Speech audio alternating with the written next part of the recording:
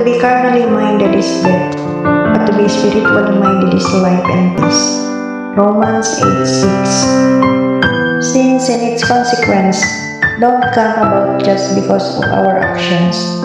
They start with our thoughts. A mind on worldly things is a mind on death that is absent of the spirit, fixated only on the pleasure of this life that will not last. But the mind that dwells on heavenly things is filled with life and peace, alive in the spirit and viewing this life through the lens of eternity. Lord God, thank you for filling me with the spirit of life. Please teach me to train my thoughts on heavenly things, so that I may live fully in this world, with a mindset not on the things of the world, but on your kingdom.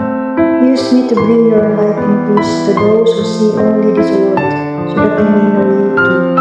In Jesus' name, amen. God bless you, everyone. God bless us all. Please don't forget to follow, like, and share my video. Thank you. Have a nice day.